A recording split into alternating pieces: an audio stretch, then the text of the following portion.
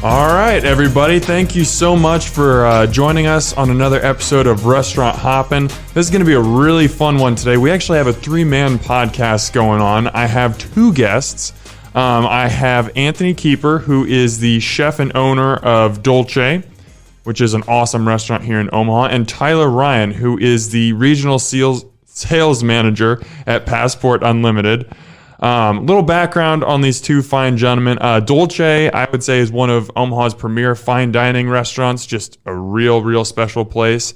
And Passport Unlimited is a company. They deliver everyday savings with special offers on restaurants, local shopping, health and wellness, entertainment, travel, and more, including 30 restaurants, more than 30 restaurants here in Omaha. So that little background on those 2 guys, but I also want to give you guys a chance to kind of introduce yourself. So we'll start with you, Anthony. Just kind of at a high level, how would you describe Dolce to new diners? We're kind of tasting menu driven. So whether you get our date night menu, which is a 4-course paired menu, or our chef's 5-course tasting, we also have an a la carte menu. But we're ingredient driven to where we try to find things pop up that we are able to use. The other night I had a gentleman that came in, and it was like 6:30 on a Saturday night. He comes walking in with a cooler with a sales pitch. I almost kicked him out. But he is now my new premier microgreens dealer because he brought me one ingredient that were these corn shoots. Yeah? And grows them in complete darkness. And so there's no chlorophyll, but they're like super sweet. And I highlighted them on my menu, my tasting menu, all weekend long. So it was like that changed at the moment at 6:30 on a actually it was a Friday night, so I ran that the entire weekend. Amazing. Yeah, so those some of the pictures, but that's the type of things that we like try to do. I mean, like last night, I just pulled together a couple things and put them in front of you with major flavors. I mean, the artichoke creme brulee is something that I came up with a number of years ago when working in Germany. But as a restaurant here in Omaha, we're a little different than, we're not stuffy. We have a good relaxed atmosphere. Very. If you want to come in a suit and dress up and get real fancy, we can help you do that. But if you want to just come in for a quick bite, like you did last night, you intended on having a quick bite, and I changed your plans a little bit. We were there for like 2.5 hours, but it's 2.5 beautiful hours. Yeah, and that's what we want people to do. We want people to come in and just relax and enjoy each other. The restaurant gets a little loud on the weekends, but it's got a real cozy atmosphere, and we like to, showcase good ingredients, and with a rotational menu. We're changing. Going to our spring menu right after Valentine's weekend. So, yeah, I think that's what makes Dolce such a special and unique place. Is I think when people think about tasting menus and they hear that, they think, okay, this is going to be something where, I am going to have to wear a suit or a dress. We're going to have to dress up. This is going to be 4 hours. It's going to cost us $300 or something. That's not Dolce. Dolce is offering that same level of cuisine and that same type of cuisine, the same quality with the ingredients and everything, but it's not stuffy. It's very approachable. It's very fair priced, everything across the line. So basically everything you just said I thought was really cool. And even just highlighting that one ingredient, that you were able to come up with this weekend. I love that you can just audible on the fly and just be like, oh, here's something completely new that I didn't even know existed. Now I'm going to make like 4 dishes that just highlight it beautifully. Yeah. So it was a lot of fun that weekend, but we do that quite often. It's just kind of cooking on the fly is what I'm good at, and we're a small kitchen and a small dining room. I mean, we pretty much have 40 seats in the place, including the bar. So, and I can see how the guests are reacting and things like that because dining room is so quaint. And we don't do large batch of ingredients and things like that. We don't do things that last a few days. If we do any large batches, we got cryovac and we can freeze some things. It's just like ragu and some certain proteins. But yeah, we keep it. We buy in small batches and we just rotate through things, and we're able to change if something is outed and we're shorted on something from a produce company. We're gonna be like, well, we'll just change it on the menu and do it this way. So. Now, Tyler, I want to bring you in real quick. Can you maybe just tell us, Dolce is a Passport restaurant. Right. Can you tell us a little bit more about Passport Unlimited? What makes Dolce such a good fit for what you guys do? Yeah, absolutely. So Passport was designed originally to connect business professionals with a fine dining experience. Right. Dolce has been with us for many, many years now. And what we do is we market to a specific demographic of individuals, of business owners, business managers, corporations, of that nature. And then we connect them with that fine dining experience like Dolce. That's awesome. Yeah. I think it's really cool. I think that's a really good way to kind of open up people to different restaurant experiences that maybe, they wouldn't have known about or they wouldn't have found, previously. So yeah, I think what you guys are doing is really cool. Anthony, I want to come back to you. I want to, I love that you've already kind of dived into the tasting menu thing, because that's something I really want to hit on in this episode. But I want to start just with your background, because it's fascinating. You were born in the Netherlands. You moved around a lot as a kid. You've cooked in Omaha. You've cooked in Colorado. You've cooked in Germany, places that I probably don't even know, but you've been everywhere. And you've been in, fast food restaurants, fine dining restaurants. You've kind of seen the entire spectrum. How have all those different experiences kind of shaped you into the type of chef you are now? And I think, how has that helped you be able to, make these courses on the fly, like you were just talking about?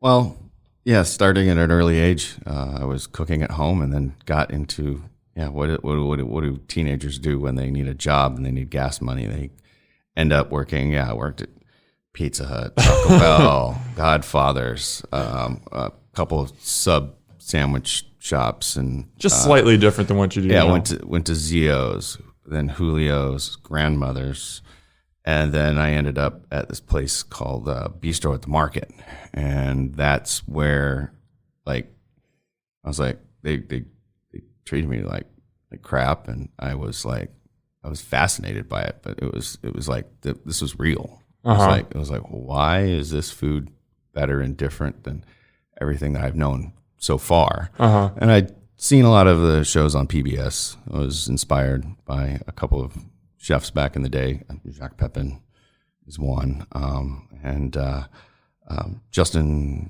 Wilson, I think remember his name. He was a Creole chef. He used to go woo.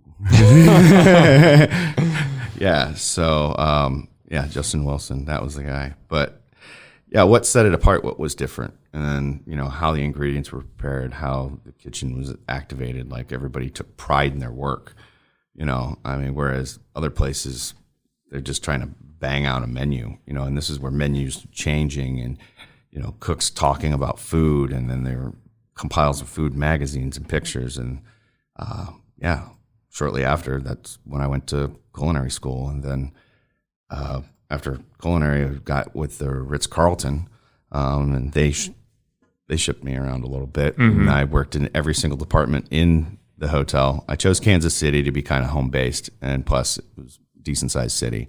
But they sent me to Atlanta to work for the Olympics for a couple weeks, and then moved me back, and then Bali and Osaka, Japan, and San Francisco, where I worked in a pastry shop there for 6 weeks under Sylvain Portet, who's actually brilliant pastry chef, but I still can't do the stuff that he does, man. Yeah. He's kind of the inventor of the chocolate globe and things like that. Oh wow. Things, I got it. But these were in the 90s, so some of those food trends have remained, but food trends have changed. We're going back to smaller farms and things like that. Chefs are really seeking out ingredients, and that's important to sustainability and just finding a good food source. But travel. I've been all over the place. I when I got finished with the Ritz-Carlton, I ended up kind of phasing out for a moment, and I went to Fort Collins for a number of years. And actually, to make ends meet, I was working construction. Wow. Yeah, and then working in kitchens and bars and doing whatever I could there. But then I made this guy had this concept, and I taught him and his staff how to make tempeh. And really, it was funny because I have a scientific mind, but I had only read about it like 6 weeks prior and had a few incubations at home. And then we built this box and this incubator and read, the internet was new and things were slower back then, but I went to the library at Colorado State University and got some nerd knowledge and started making tempeh at this place and got him a bread program and with his sourdoughs, and it's a sandwich shop. Uh-huh. But it was real work back then even. But yeah, got bored with Fort Collins, lost some weight because I was with a girl at the time, but then moved to Aspen. And that was when, stuff kind of got real again. Mm-hmm. We started working back in fine dining. Then met a girl who's now my wife, moved to Germany, worked in a 1-star restaurant there that became 2-star Michelin while I was there. Shortly after I left, I worked there for 2 years. Shortly after I left, he dropped a star and then sold the restaurant, and now does like a currywurst thing, like like what you see in malls, like a food court type stuff. Yeah. And he's got like 52 stores all over Germany now. It's called Curry It's a little Pirates. bit of a pivot. Yeah. And then once she was done with school and we were done in Germany, we moved back to Aspen for a short period of time. And then after Aspen, we decided we were like, well, we don't want to live here anymore. Things didn't change while we were gone, and a lot of things remained the same, and the job market was a little different then. And so I took a job at a hotel in the Beaver Creek area, and we ended up moving there, and we spent 8.5 years there. We were blessed with twins. I got 3 kids, but the twins came second, and that's what brought us to Omaha, was the fact that one of the guys couldn't handle breathing in the altitude. So it was a hard decision to make, but coming back to Omaha wasn't too shabby. A little tough in the beginning, but now that I have Dolce, it's getting a little easier. Yeah. I mean, it's just amazing, that long winding road, so many different experiences, so many different, things that you got to kind of get your hands on. I think, all those different things helped shape you into the chef that you are now, and Omaha is better for it. Yeah. Just to give, and you touched on this a little bit, but I want people to have a, full understanding. So you have always a 4-course date night tasting menu. Yes. You do tasting menus for special occasions like New Year's, Valentine's Day. So this is coming out before Valentine's Day. So if you don't have Valentine's Day plans, this is a good option. Consider that. And you also have a 5-course just tasting menu where people just, you come into Dolce and it just says tasting menu on the menu, and they're trusting you as the chef, and they don't necessarily know. You can ask the server and get a general idea of what's coming out, but you just go in and say, I know that this guy's going to put out great food and I trust it. Where do you get the inspiration for all these, these different menus? Because they do change so much. And, like you mentioned, you had the guy come in the other night and that really inspired you, but you're not having somebody walk in with a cooler all the time and selling you new ingredients. So where does that inspiration come from? Actually, it happens more than you think. Really? Yeah. Okay. Yeah. I stand corrected. Once, because there are small little pocket farms and people that maybe only sell to 3 or 4 restaurants, because that's all they can supply. There are a lot of hobbyists.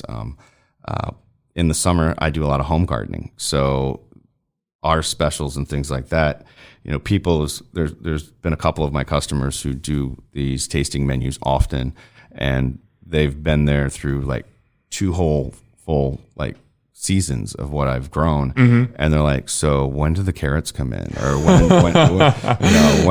are you going to have those black radishes again, and are you growing this, and so yeah, that's been kind of a niche. It's what ingredients are available and what we can get our hands on, and then sometimes we're like, well, what can we do with this?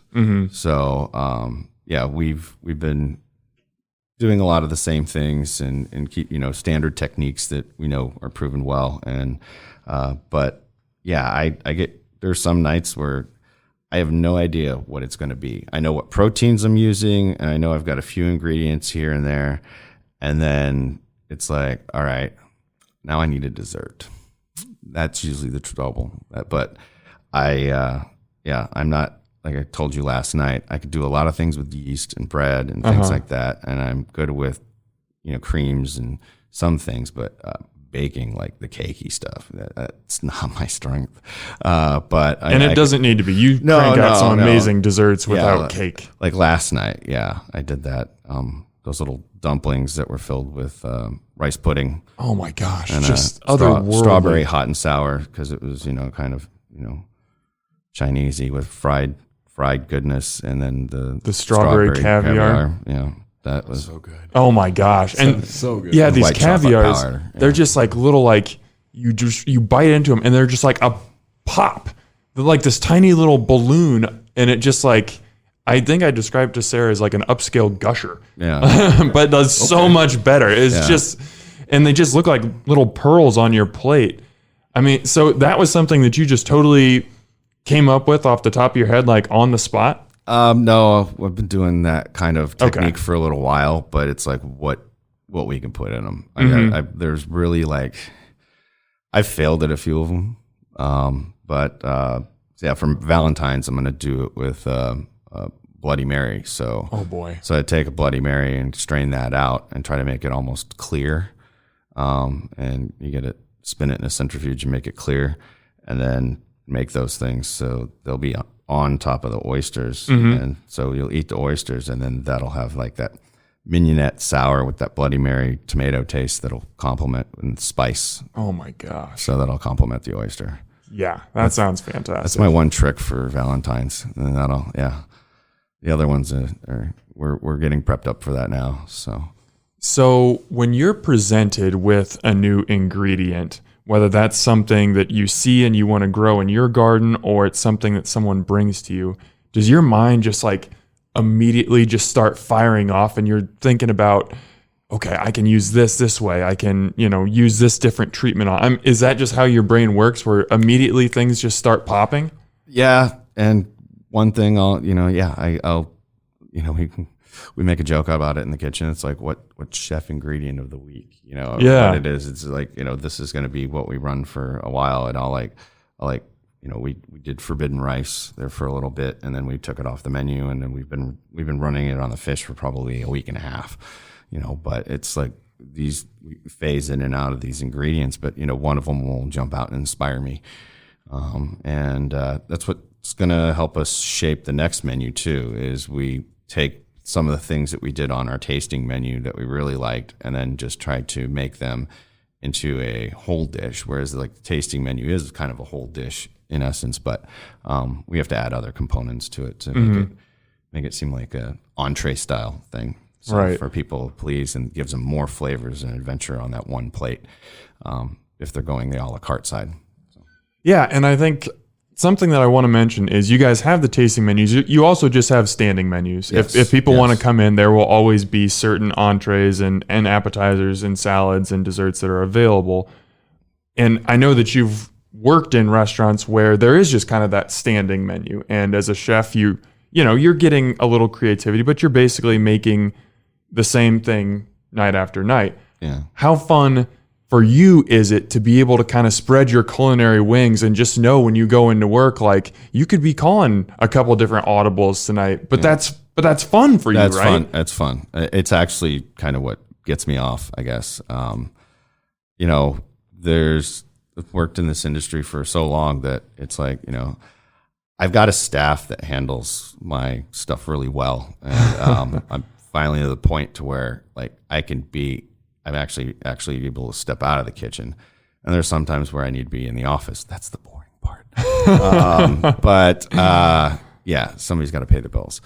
But and then really, a lot of times I'll think about stuff mostly when I'm just driving around in my car. Or I go to several different places. There's one of these places, Restaurant Depot or something like that, but I don't really buy a whole lot of like fresh produce or proteins there. I get all that stuff from local purveyors, but once in a while, they have great cheese selection and some other things, but I just get inspired by something I walk by, blackberries or bananas, and I'll just grab something in the store. And because we're such a small place, a handful of bananas could run a special for a weekend, and then we're out, and I just don't pick up bananas again. They go bad real fast.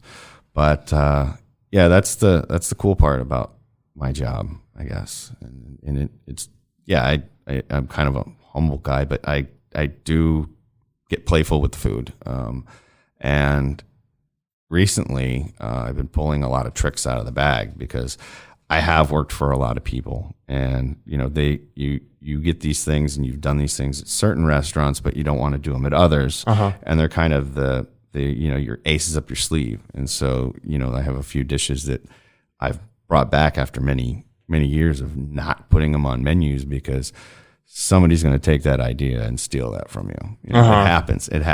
So, but it also comes to time. It's like why hold back? I'm 46. I'm not getting any younger, and so I need to lay this knowledge down on my cooks and my staff, and throw out some things that I've done in the past that I haven't done in a while. So there'll be some tricks here. There'll be some fun stuff. Can you give us a sneak peek? Like, what's an example of that? Well, I like to cook Creole, so we've got some things that'll be going on for lunch and dinner on Mardi Gras. So Fat Tuesday. So we do gumbo. We're gonna do a good po' boy, and I'm gonna do a andouille biscuit and gravy for lunch. So that'll be a good one. Yeah, we'll do it dirty style. Oof. So yeah, that sounds excellent. You hit on something that I'm really interested in, and I wanted to ask you about. I actually just got done reading a book about a restaurant in Boston, a Michelin star restaurant called Craigie on Main, and their chef Tony Mawes is like this brilliant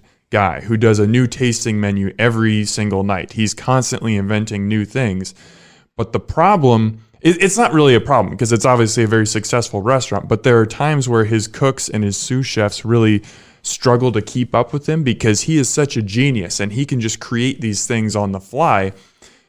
Not everyone is on his level, and they just can't adjust as quickly as he can because they don't have his experience and they don't have his brain.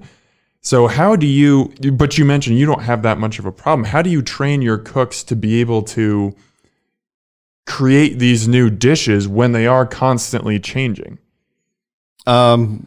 Usually, like I mentioned before, some of the dishes they've executed before, or have a similar technique and style for picking up. And the way the kitchen is divided, the proteins, the guy just cooks the protein, I mean, so whether it's a different cut or a different thing that we went from doing lamb T-bones to lamb racks. And probably 6 months ago or 7 months ago, and it's been really good for us. But the cook time on that was different. So we go through a process, but I'm very hands-on. We have a very tight kitchen. I mean, we're really standing shoulder to shoulder back there. And, with me being there, it's constant training. And what's funny is usually by the time everything's clicking and everybody has that menu down and we've cross-trained people on the different stations, so we fill each other's positions, we change it.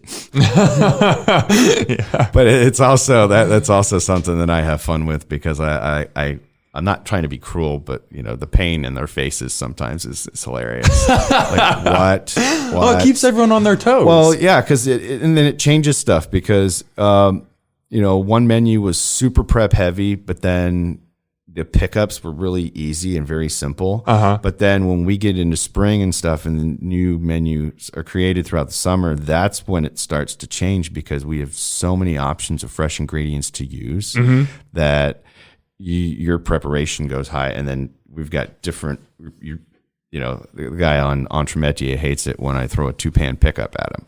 because he's only got 5 burners. And so, yeah, if he's picking up 2 different vegetables and things, and something needs to be roasted this way and something needs to be cooked a different way, then he's like, I'm screwed.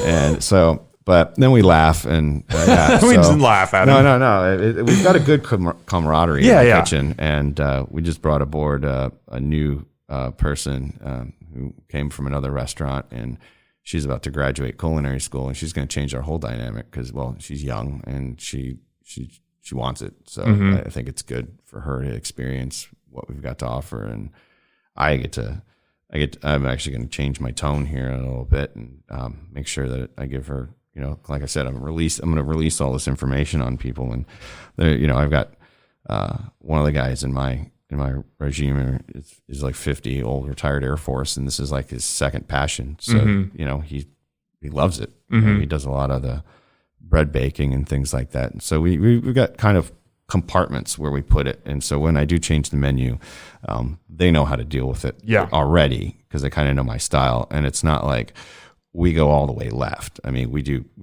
small increment moving, and because we're a tiny restaurant, and you don't want to shock the ecosystem too hard, because if you try to change things too much, too fast, the people, they don't respond well. So but we've been able to make those moves and changes, gradually, and not reconceptualize in the middle of things, because that just creates chaos. So something that I'm really interested in, and I don't know if this is right, but I kind of compare the creative process between creating these different dishes to writing. So like there'll be times where most of the time I love to write, and I just feel super inspired, and I'm like, I know what I'm going to write about. This is awesome. And there are some times where I sit down at my computer and I'm like, I got to pump something out for the newsletter, and I got writer's block. I don't know what I'm writing about. I got nothing. Yeah. Are there times? Totally. Yeah. Totally.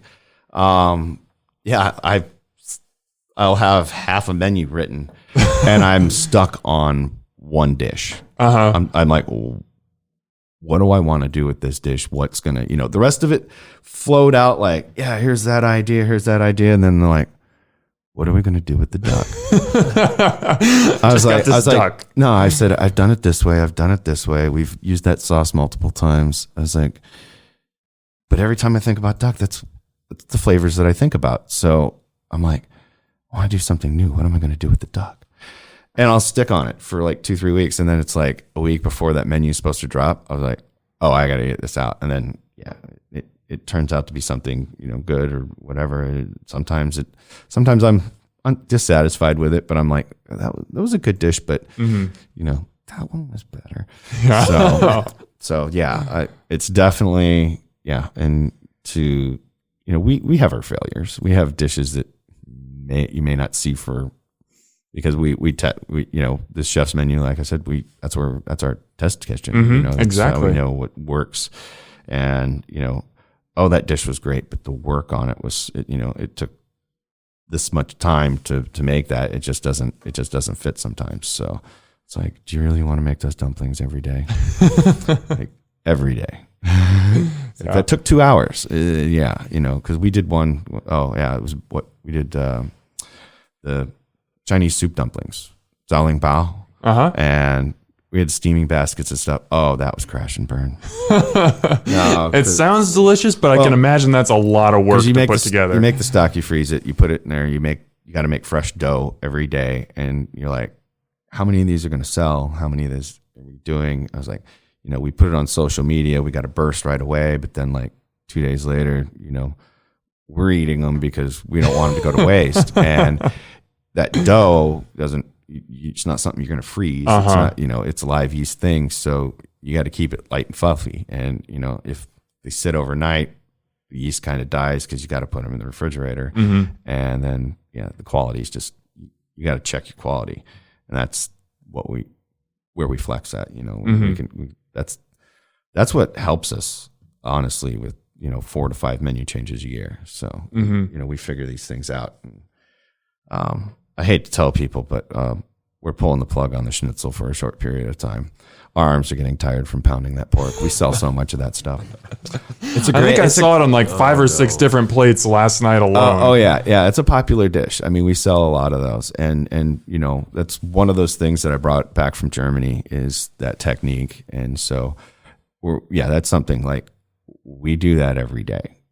You can't bread something and hold it in the refrigerator because the bread, the breading soaks up moisture and doesn't cook the same way, and then the meat relaxes as well, so it's not as tender. So we do that every day. Okay, people, if you want the schnitzel, get out to Dolce sooner rather than later. It's not on Valentine's weekend, so what is that, Thursday the 13th? Yes. Would be the last day. Okay. We'll bring it back, but yes, it's going to take a little sabbatical for a minute. So nothing wrong with that. No. Tyler, I want to bring you in real quick, and this is probably a forced analogy, but I'm going with it. I would say, like, you know, we talked a lot about today so far, like just bringing in a lot of different ingredients and stuff. I would almost say Passport Unlimited is kind of like a tasting menu of Omaha. Like I mentioned, you've got, you know, 30 plus restaurants available, including like Acadian Grill, which is Creole and Cajun. You've got Roja, which is Mexican. Brazen Head Pub, which is Irish food. You got Cobb's Pizza Company, obviously pizza. Hook and Lime, tacos. I could go on and on.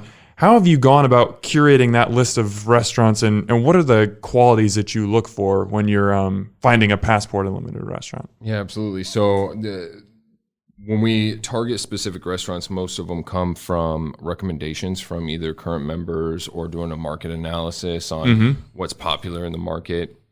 So that's more the way we go about finding restaurants. Or we also check into new restaurants. So like Cobb's Pizza, they were just a new restaurant. So I reached out to Chris and got him signed up. And then what was the second part of your question?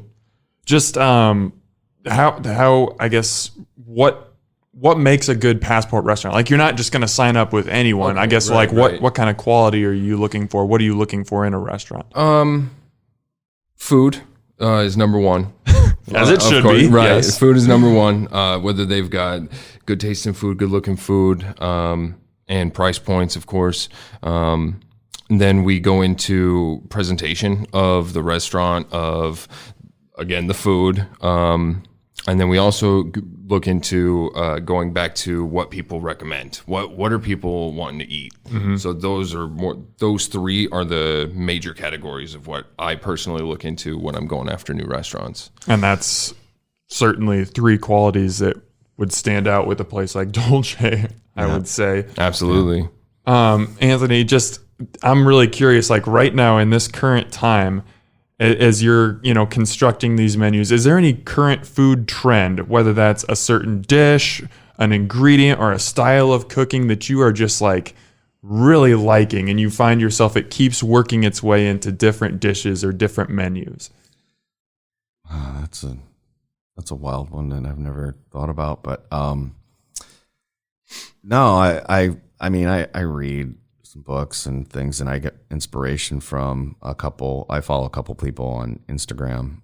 Paul LeBron is probably one of the best tasting menu chefs out there at current times.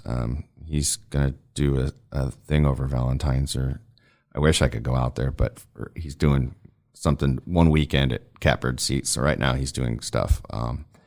But yeah, he's French trained British guy, came over here, was in New York, and they did a special on him on HBO. It's called A Matter of Taste. And yeah, that changed me. You should look that up. It's pretty cool, but it's basically how he chases the Michelin star, how he gets graded at this restaurant that they create called Corton. And yeah, they show him, when he's even unemployed and stuff. It's and he's consulting and making drinks, and he actually does that spherification stuff. So yeah, he's one of the chefs that I follow, and so I'm always in the morning I'll be bumming around and take a relaxing moment after the kids leave the house and look at Instagram and see some of the chefs and that. And so even down to David Chang, I like that guy. He's awesome. I love his podcast. He sings to my inner. I have a little fat panda bear inside me that likes to eat that kind of stuff. So I really, I think the Asian food trends are becoming more, I should say, more mainstream, more acceptable, where you used to just find that in the corner. I mean, ramen is blown up, and like, it's not the stuff you ate when you were poor, and it was 25 cents, it was salty, and you learned how to fix it. That was what got everyone through college, basically. Yeah, and then they use this word now, hacking. I was like, no, you fix it, you modify it, you make it better. But I guess if anybody wants to say, hack that. But I've done some styles of that and incorporate a lot of Asian food in my, like Asian flavors and Middle Eastern flavors into my cooking, because that's how I kind of started. I was a Boy Scout that used to carry a backpack with a wok attached to it. So I didn't want to starve while I was in the woods. Yeah. So that was, but the food trends, these spicier dishes, these more modern traditional dishes that come from the Middle East and from different Asian cultures. I mean, some guy discovered gochujang and now it's on everybody's menu. It's but crazy. I use it. I mean, sriracha even, and now everybody's eating ramen, and now like sushi has gone crazy. Like the amount of sushi that gets sold now is insane. It's insane. And I like Yoshitomo. I love Dave. Yeah. Yes, but there's incredible. other great sushi in this town, but I like Yoshitomo. So, I guess as we kind of wind down here, I want to, for two reasons, I want you to bring up what you've got planned for Valentine's Day, and that's to encourage people to get out for Valentine's Day, but also come on Saturday. We're booked. On Saturday. We're Okay, booked come on Friday. Saturday. Yeah, So, we're booked. people we've been don't booked come for on 3 Friday. weeks. Eat in on Friday. We've got a wait list of disappointing people. I'm sorry, but we've been booked for a couple weeks. So eat in on Friday, but come out on Saturday. And Thursday is a great day. And Thursday. But like, I want to help people understand just the kinds of things, and we've talked about some of them, but the kinds of things that are on the menu. So just tease some taste buds here with what people can expect. We're doing, okay, so for that night, we're doing our date night menu, which is an upscale date night menu, which is $85 a couple. But if you've seen our date night menu, you pay a little extra when you get the Wagyu steak. This is an all-inclusive thing. So we're changing our pasta. We're actually changing our chicken. We're doing a chicken roulade, which we're making a sausage, and then we take 2 of the breasts and put them together and then sous vide it. And then we actually, when we butcher it, we take the entire skin off and rewrap the skin around. So you've got your chicken is round. It's got the sausage in the middle and the breast meat. So it's been brined. It's juicy. We'll butter baste it with herbs and with thyme and garlic. Then that gets served with polenta and a cranberry jus. We are still sticking with a different preparation on our steak, but we're doing Imperial Wagyu strip loin for that steak that day. A different pasta. It's there's a beet and potato pasta with duck confit. And then tasting menu is going to be fantastic. It's a baked brie with strawberry and arugula. So we're doing kind of a twist on a little aphrodisiac menu. Yeah. And then there's one course that has a choice because I'm doing a raw fish preparation on both of them. I'm doing oysters and then I'm doing a tuna tartare. And the only reason I'm giving a choice to that because I honestly agree. Some people, it took me a while to really like oysters. Yeah. Yeah. It's an acquired taste. It is. So I don't want to force that on anybody, but you've got a choice of the tuna tartare on that one. And then we're doing asparagus soup with toasted hollandaise and crab meat. Then we do a Cornish game hen with cornbread stuffing and root vegetables. And then do another Wagyu steak preparation on there, and then finish up with a chocolate cake. So kind of a death by chocolate thing with hazelnut buttercream. That's I make a chocolate cake and I make a carrot cake, and that's as cakey as I get. That's all you need. Just give me chocolate cake. Right, Who needs anything more? And people, as good as all that sounds, it looks even better. Like these dishes are like works of art. They come out looking like something that should be painted, not thrown into my mouth. But I'm happy to throw it into my mouth because it tastes delicious. So, as I think to myself, it has to look like sex on a plate. Okay, yes. And before we get out of here, Tyler, I want to bring you back in real quick. If people want to get hooked up with Passport Unlimited and start experiencing, the benefits of getting to know these restaurants better, how can they do that? Yeah, just call my office here in Omaha at 402-398-1300. Gotcha. They can talk to anybody that answers the phone. That's awesome. All right, gentlemen, this was a true pleasure today. Thank you so much for coming and joining me and talking about some tasting menus. That was a lot of fun. Thank you. Yeah, thank you. All right, everybody, thank you so much for listening to this episode of Restaurant Hoppen. I'll be back with a Quick Bites episode on Tuesday, another episode next week. We're just going to keep this thing rolling. Thanks for eating with me. A Parkville Media Production.